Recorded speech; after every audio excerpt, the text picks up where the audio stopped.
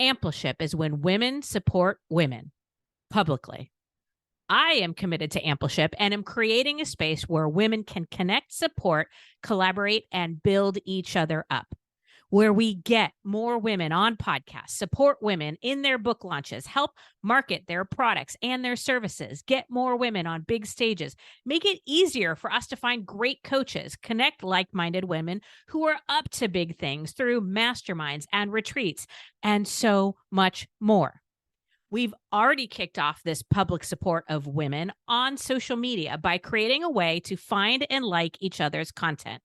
And it has been uplifting, inspiring, and impactful. And you can join us for free from now until December 31st of 2023. All you need to do is head to my website, NicoleKhalil.com, click on the Ampleship tab, and apply. Make sure to click the likes only option anytime between now and 12/31, and you'll be added for free. It's a small and important way to start. You get support and you give support. It's all about reciprocity and Ampleship. Visit my website or click the link in show notes to join the Ampleship social media engagement party.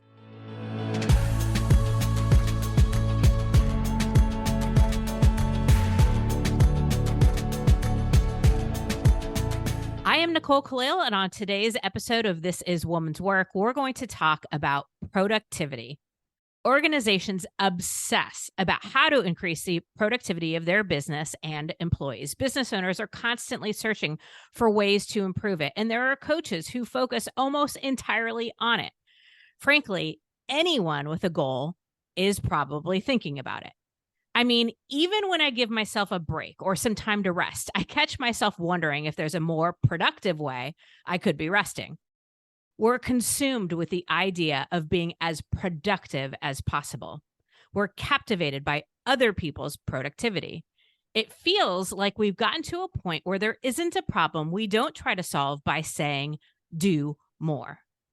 What are we actually talking about here? Do we even know what it means to be productive? And how is it different than just working our asses off or doing everything or being on all the time? Are we confusing productivity with other things like activity, busyness, responsiveness, time management, or even FaceTime or death by meeting in the office? Is productivity just about getting things done? Or is it about getting the right things done in the best way? And how do you know when you're being productive? Maybe a better question is, how do you differentiate between being productive versus just being busy? I'm no productivity expert, but I can tell you that the biggest barrier I see in organizations and with the people that I work with is people doing activity for the sake of activity, wearing busyness like a badge of honor, redundant meetings about redundant topics, and an inability to focus on the most important things because everyone is too distracted by the urgent stuff to even attempt to increase actual productivity. So I'm bringing in someone who actually is the productivity specialist to help us let go of what isn't working so we can focus on what will. Amber Della Garza has more than a decade of experience helping small business owners maximize profits, reduce stress, and make time for what matters by elevating their productivity. Amber is a sought-after coach, trainer, speaker, writer, host of the Productivity Straight Talk podcast, and creator of Leverage Lab. And she's here to help us choose productivity over everything else. Amber, thank you for being here. And in that spirit of productivity, I'm going to start with the most important question. What are we actually talking about when we say productivity? Yes. And I love that you're starting off with that, because I think that when we say the word productivity, everyone has their own experience and perspective on that. Like you said, I've had a decade of working exclusively on productivity. And so I've come to define productivity as you're being your most productive self when you're investing your best time into your best activities. And it's really a framework, because being productive isn't just at the office or in our businesses. We can show up and be our most productive selves as humans, as taking care of our health, as parents, when we think about that all activities, as you mentioned, are not created equal. And so what we really need to figure out is how can we give our best time, which is our undivided focus. Like think about answering the question of how do I show up my best, right? That undivided focused zone where you're doing your best work into the activity that will move you, propel you towards achieving your goal. And I'll leave it with you on that, but I do want to jump to when we get a chance is that it's about making a decisive decision about what those best activities are. The busyness is literally not making a decision about what those activities are. Yeah, I kind of think of it as busyness is when your calendar controls you, or when the stuff you're doing controls your choices, as opposed to the other way around, where you control your calendar or you control the decisions you make with the time that you have. But I want to circle back before we dive into the decision making part of it to this phrase, best time. You said where we have undivided focus. I think a lot of us, we've gotten so used to doing all the things all the time that we don't even know what our best time is anymore. Can you maybe give us some questions you might ask to help somebody uncover what their best time is, or help us to think through some of the factors we might want to consider when determining what our best time is? Yeah, absolutely. So we are generally going to be busy doing something, most of us, from the time we wake up to the time we go to bed. And so when I say lasering in on your best time, it's those pockets of time that you are able to dedicate purposely to an activity. And so sometimes we're morning people. I happen to be a morning person. If you ask me to show up and invest in my best activities at 3 o'clock in the afternoon, you're not getting the best parts of me. We also can lean into introvert, extrovert. So this isn't social. This is how you get energy. For me, I need to do my deepest work, and it might be my high value work that moves my business forward behind the scenes. But I'm going to be doing that in the morning because my energy is highest and it will drain my energy. And then my afternoon, by design, is created by talking to people, whether it's you doing a podcast interview or it's going to be clients, because I don't care what my energy level is going into it. I get energy from people. And so I just given you a couple examples of, if you know yourself, where do you get energy? Where does energy get drained from you? How can you create a schedule that allows you to show up your best in those moments? Another question I would ask, or that I do ask, is, how long can you currently focus? So being able to focus on a single task or activity is a skill set to be learned. And there's no judgment. Some people have the capacity to do like major focused work for 20 minutes and that's it. Well, then don't fight that. Don't schedule yourself to do this deep focused work for 90 minutes thinking that's what you should do. I believe in all the work I do is we have to honor who we are and work in that way, like work to honor that, right? Instead of fighting that and saying we should be a different way. For me, I'm like a car that needs warming up. But once I get warmed up, I can dive deep into something for 60 to 90 minutes and then jump out. 20-minute intervals for me, like the Pomodoro, does not work. And in fact, I have a whole episode like, hope that works for you. Doesn't work for me. I'm a huge proponent of finding what works best for each of us. So knowing yourself, leaning into it, and then creating the environment that sets you up for that. So I'm going to give you a story. So I started my business 12 years ago and I left corporate. And in corporate, I was in management and I had the door open policy and there's cubicles and this hustle and the bustle. And I was able to do some focused work. And I thought, oh my gosh, now I'm working from home. Like, watch out. I'm going to nail this. I sit at my desk in my house, completely quiet. I have a window that faces the front street and this bird would come chirp on the tree. And I realized I was like cursing at the bird for distracting me. Like one little bird is distracting my focus. Whereas 6 months, I was in a hustle bustle office. So I was able to do much better with the white noise and the hustle and bustle to focus, even though that wasn't what you would think would give me my best time. And I was like, this is really weird. Like, I can't get into my zone in my own office. So this was before there was actually downloaded apps. I went to a cafe and I started my business working from a cafe for the first 2 years because I needed the blender and the hustle and the chit chat. And now, do you know that you can literally download the soundtracks of a cafe, because we now know that some people find their best focus with that background noise? Well, 12 years ago, I could have judged myself and forced myself to say, this is how I have to show up best. But I didn't. I wanted to experiment. And 12 years later, I want to tell every listener, experiment without judgment to find what is your best time, meaning how do you show up your best to create that focus. It may be music, it may be white noise. You may find that you show up your best after going for a brisk walk around the office and then sit down into your deep work. Those are just some of the things, but there's a lot to play with there for sure. So all exceptional examples. And I think my three big takeaways are, first, that what is or what defines our best time will likely be different for all of us. And so just because something works for somebody else or your coach tells you to do something or whatever doesn't necessarily mean it's not a one size fits all solution. Correct. The second thing is there's a measure of self-awareness in this, learning about yourself and appreciating what works for you and doesn't work for you. So there's that part. And then I love that you said this, so I'm just going to repeat it. Experiment without judgment as we figure these things out. Yeah.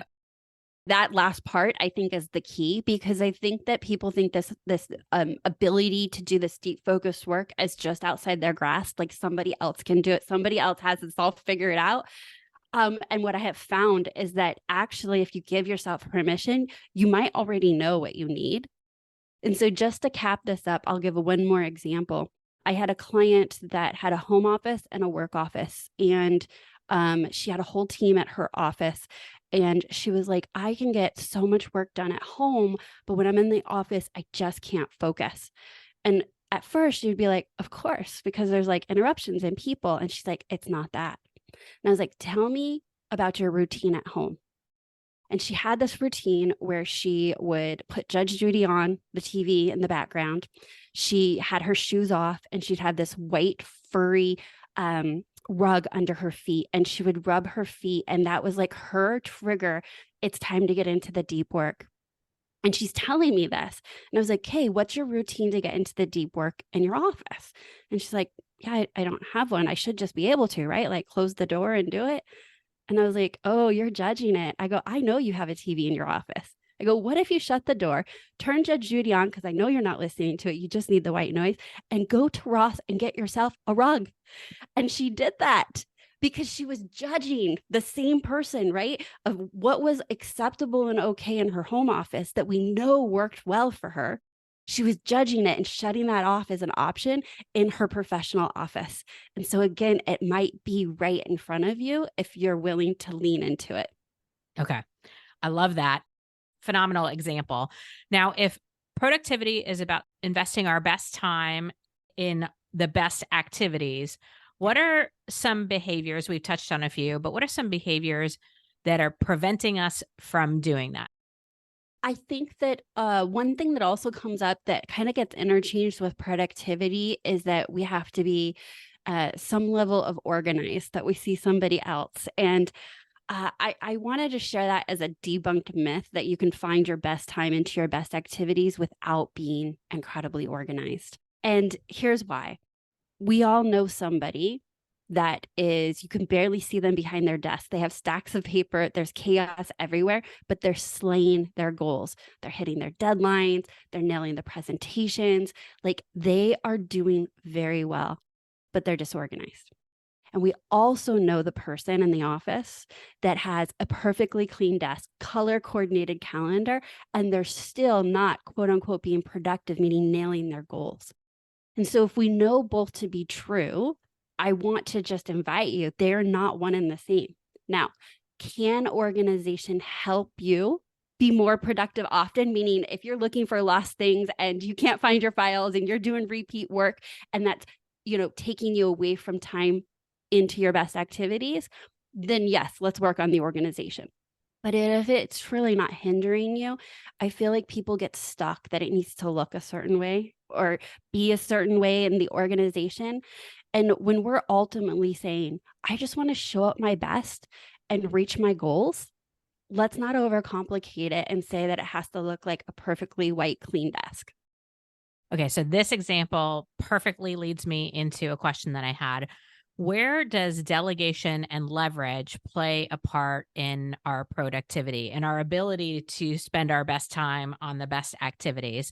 So let's say I'm not the most organized person and I am, losing files or missing whatever. Like, is the opportunity from a spirit of productivity to think about how to delegate or leverage some of those things? Because if it's not a strength, will it ever become a strength? Is my question 100%. okay. Yeah. So I do think there's a level of organization that no hiring of an assistant can do for us. Like we really need to be working with the system. So even if you have an assistant that's helping you create the systems, there's a level of personal responsibility to comply with the system. Anybody can break the organizational system. But to take a step back and say, okay, where does delegation meet with productivity? 100,000%. Because if we are really going to be discerning with the few things that are our best activities, things that only we can do that move the needle, to be able to make that decision, we also need to make the decision, oh, what are we not good at? And what is not the best investment of my time? And by doing that, we then answer the question of, well, what can we delegate off of our plate? What can we ask for help on so that I can double down on these things that have the biggest impact? When we are saying I'm the best person to do this, I can do it faster, I can do all these things, we are actually robbing ourselves of the opportunity to show up in the activities that will make the biggest impact. But in my opinion, we're actually robbing the world of our special skills and talents by doing the things and filling up our schedule with the busy stuff. And we're also robbing the people that maybe that's their best thing. Like that's their special skill set, that's their gift that they have to give. And when we hold on to everything, thinking we need to do everything, I often like to flip that and be like, I'm actually robbing other people. So like if I stay in my lane, I'm actually best of service. I hope that makes sense. It makes perfect sense. Okay. And I love that perspective because I think sometimes we have a hard time making those choices for just ourselves. But if we see the impact or lack thereof we're having on other people by not making the best choices with our time, that Yeah. can be the difference maker. So I wanted to talk a little bit about the potential. I don't know if conflict is the right word, but let's say you have an idea of how you're most productive, but you work in an environment or Mm, have a mentor or a leader or a coach or something who's very much trying to tell you to do it in a way that doesn't work, that isn't going to have you be uber productive. What's your advice in that situation? yes. So I actually get this quite a bit. I have two areas of my business. One is that I coach small business owners, but when I speak, I'm speaking to corporations, companies, employees. And so I hear this a lot, that frustration. They'll, meet me afterwards and be like, "Oh my gosh, I loved everything you said, but that's not okay. Like they don't let me say do not disturb on my cubicle or whatever that looks like." And my advice is always this: if you do take the time to experiment and get clear about how you show up best, a boss, a mentor, a manager, a peer, if you can go advocate for yourself and say, my goal is to show up and do the best job I can. And to do that, this is what I need. How can we make that possible? And enroll them into that. I have never heard anybody come back and say, I mean, unless it's a totally dysfunctional and you may think about your work options. Outside of that, is that they're not going to say, no, don't show up your best. No, I don't want you to meet that deadline. No, I don't want you to do your best work. But it takes understanding and then advocating and putting it in a way in which it's helpful to them and the company, because we all want the same result. And we're just not in alignment about how to best get there right now. How can we do that? Yeah. As you were talking, it reminded me of a woman that I used to coach. who was kind of having that conflict with her mentor. And to make a long story short, she did exactly what you said, and she positioned it as a test. Can I ask for the space to test this out, doing it this way for 3 months? My anticipation is that my productivity will go up in these ways, but let's test it out.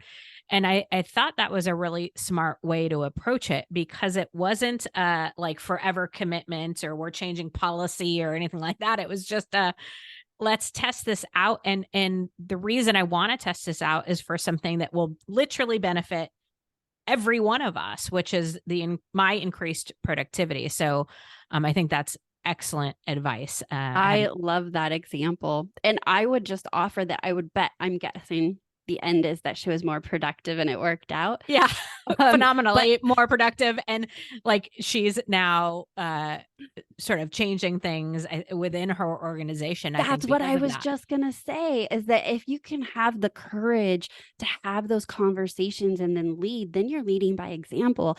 And you may be the little spark that changes other people's experience, their stress level, their work experience. I mean, it's not just for yourself. You might end up being able to make some major cultural changes of what's acceptable and not acceptable in the company, which, I mean, I have tingles just saying that. Like, I think that's really exciting to think about. Completely. Okay. I want to talk a little bit about the evolution of productivity. You've given us a few examples, but if you were speaking specifically to new business owners or new entrepreneurs or new employees, where is the line between, maybe you don't know a lot about what it takes to be productive just yet, and you're testing a lot of things, and there is an element of just having to work really, really, really hard, versus if you're 10 years in your business, you've learned a lot, some things, you've probably had some success, and so your focus might be almost entirely on productivity. Any advice for that transition if we're talking to somebody totally new, or maybe like growing versus established? Oh my goodness, what a wonderfully deep and awesome question. Okay.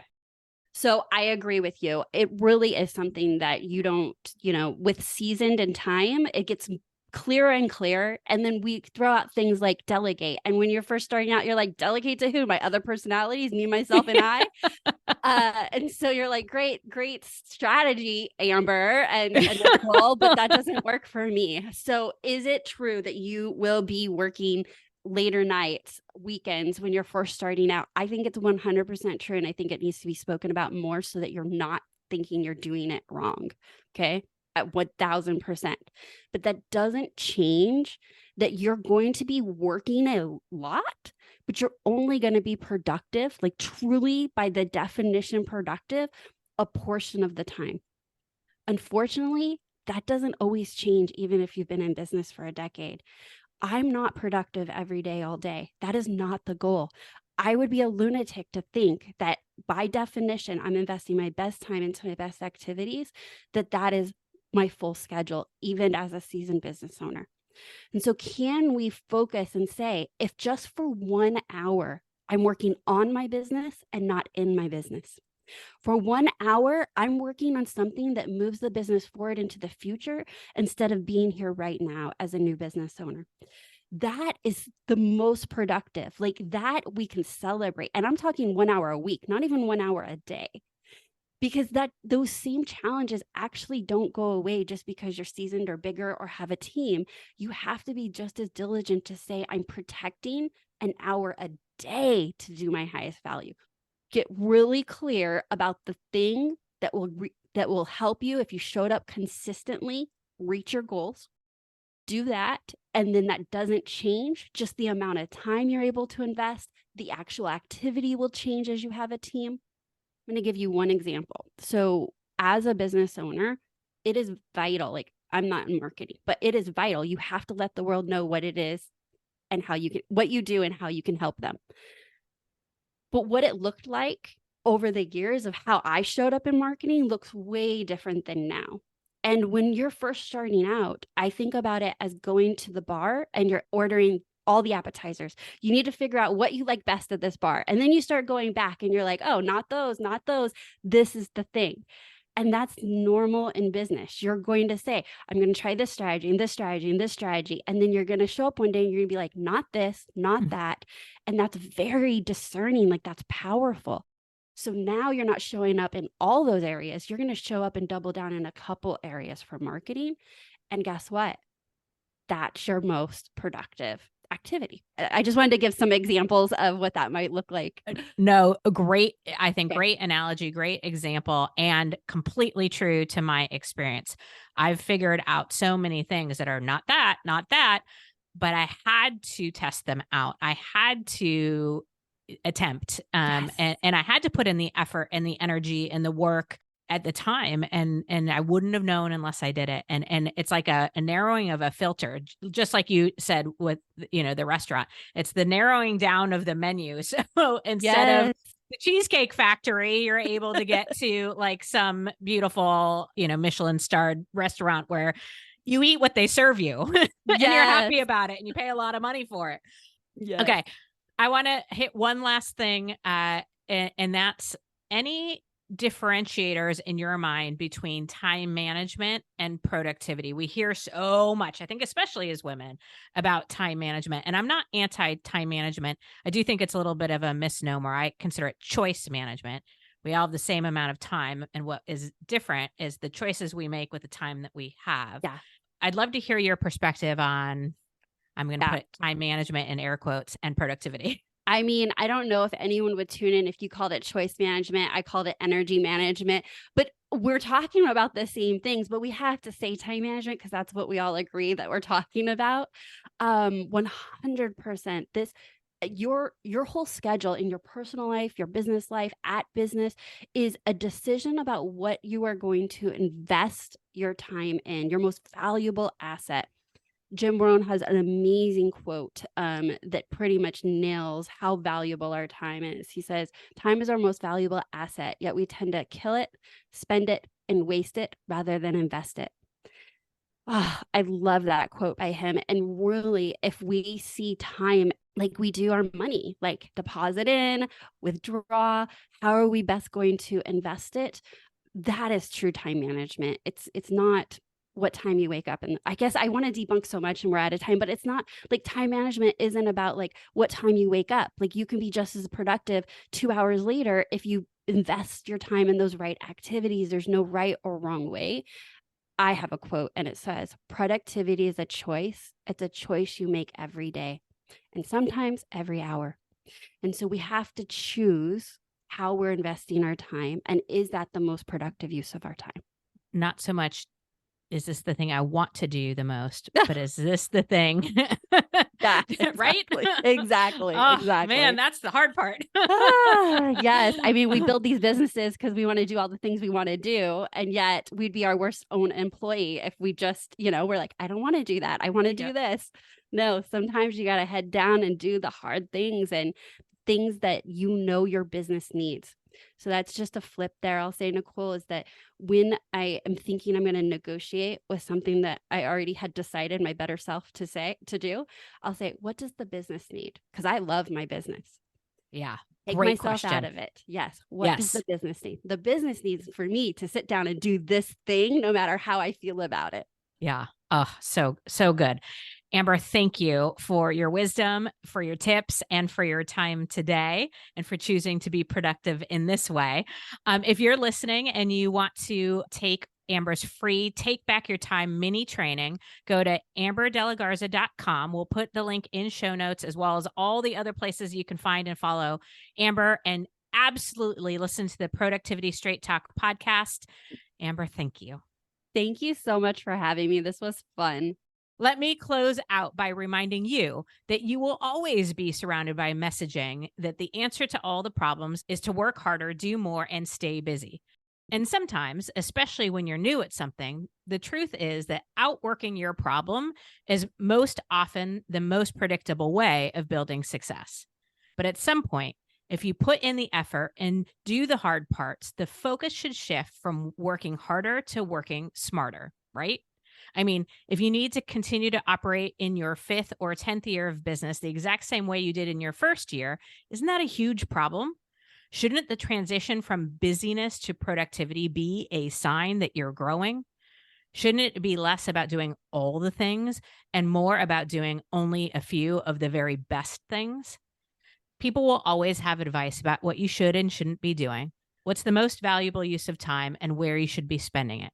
But there's a difference between an expense and an investment. Like money, you can't get time back once you've spent it. But also, like money, you can invest your time into things with the greatest ROI, with the hope that it will appreciate and generate something even greater. Being busy is an expensive way to live. Being productive is an investment in you, your future, and what matters most, because you are the asset. And that is woman's work.